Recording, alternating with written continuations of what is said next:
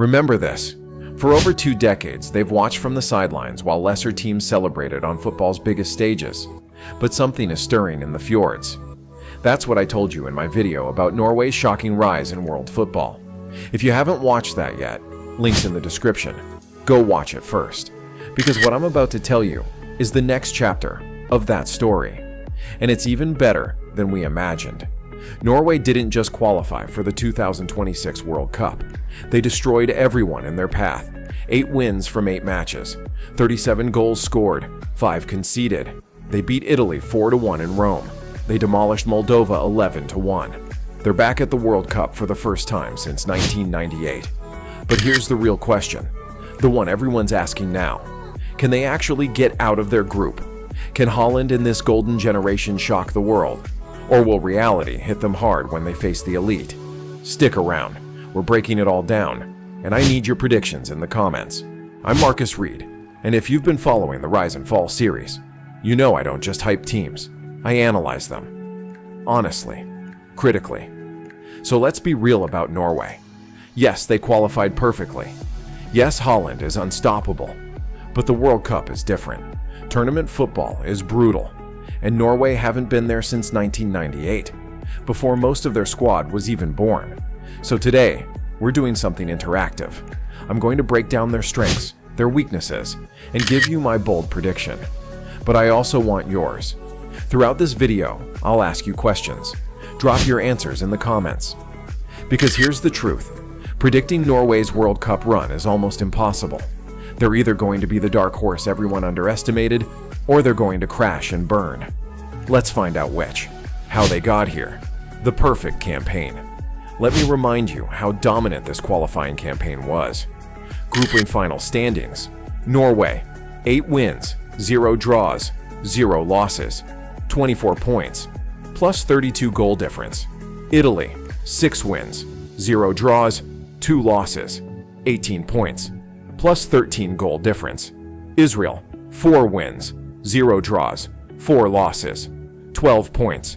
Norway finished 6 points ahead of Italy, in a group with Italy. That's not luck. That's dominance. November 16th, 2025. Italy versus Norway. The decider. Italy at home. All the pressure on Norway. If Italy win big, they could still top the group on goal difference. What happened? Norway won 4-1 at the Stadio Giuseppe Meazza in Milan. Pio Esposito scored first for Italy. 11 minutes in, Italy lead. This was supposed to be their moment. Then Norway equalized through Antonio Nusa. Then Erling Haaland scored. Then he scored again. 2 goals in 2 minutes. Game over. Alexander Sørloth added a 4th in stoppage time. 4-1. Final. Norway qualified. Italy, 4-time World Cup winners, sent to the playoffs. Again. But that wasn't even Norway's most impressive performance. September 8th, 2025. Norway 11-1 Moldova. 11 goals. Haaland scored 5 in one match. A qualifying record for him personally. Other results? 5-0 versus Israel. 3-0 versus Italy. Home. Every match a statement. This wasn't just qualification. This was a warning to the rest of the world. Interactive question number 1. Drop a comment. Did you expect Norway to destroy Italy like that? Yes or no? What Norway has going for them? Alright, let's talk about why Norway could genuinely surprise people at the World Cup. 1. Erling Haaland. Let's be honest, this is the biggest reason. Haaland finished as the top scorer in European qualification. Not just Norway's group, all of Europe. At Manchester City, he's broken every goal-scoring record imaginable. In qualifiers, he was unstoppable. 5 goals against Moldova, 2 against Italy, 2 against Israel. He scores in big moments, against big teams. And here's the thing about Haaland at tournaments. Defenders can't just mark him tight for 90 minutes. He only needs one chance, one mistake, one moment of space. If Norway get Haaland the ball in dangerous positions, he will score. That's not prediction. That's fact. 2. It's not just Haaland. This is what people miss. Yes, Haaland is the star, but Norway have depth now. Alexander Sørloth scored in the 4-1 win over Italy. He's not a backup striker. He's Atletico Madrid starting forward. 23 goals in 56 caps for Norway. Antonio Nusa, just 19 years old, plays for RB Leipzig. He scored against Italy too. Fast, direct, fearless.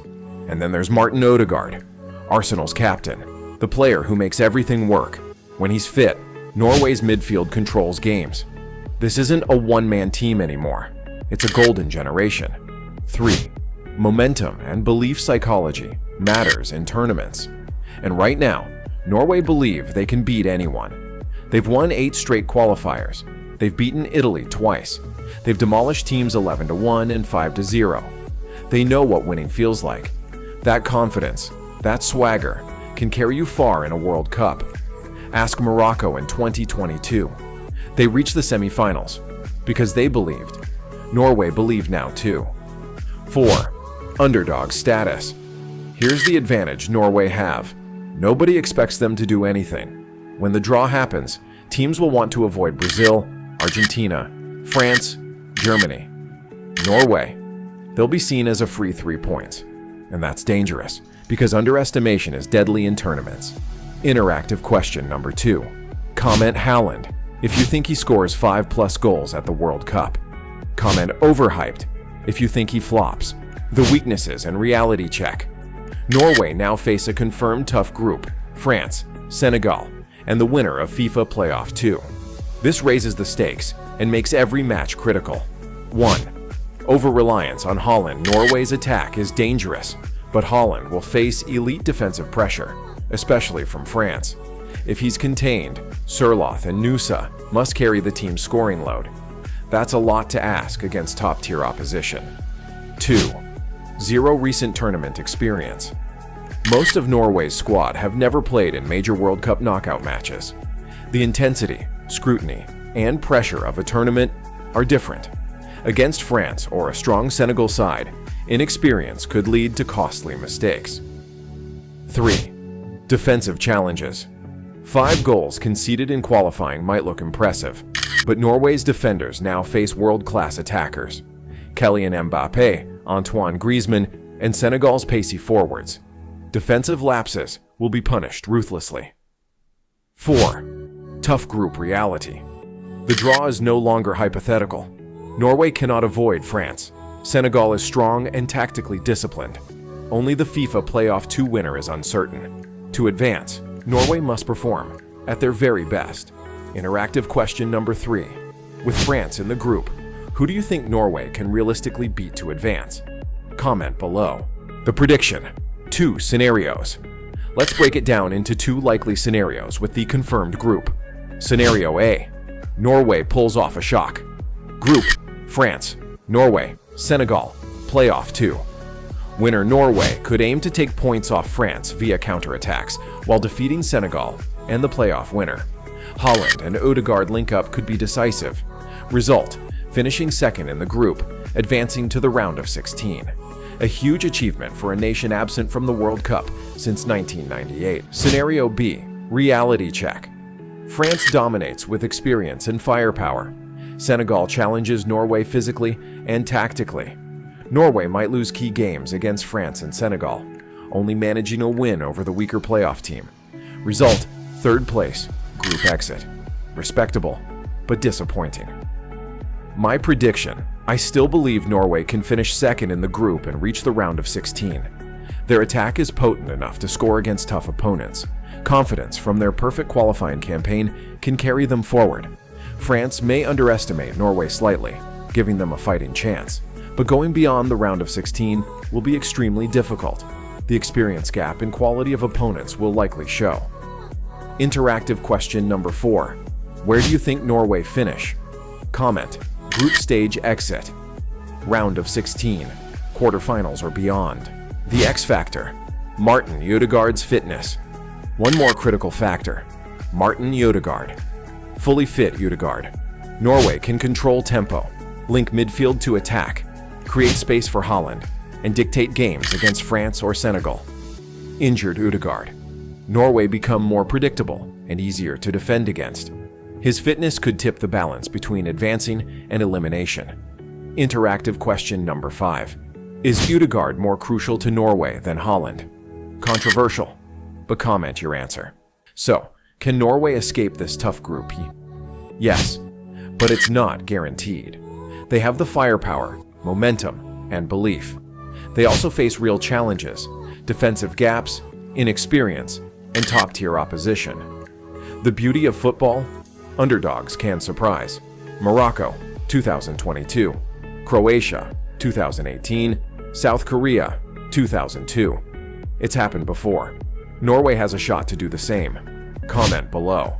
Your group stage prediction. Which team Norway must avoid advancing? Will Haaland score 5+ goals? Who is more crucial, Odegaard or Haaland? If you enjoyed this, like and subscribe for more World Cup breakdowns.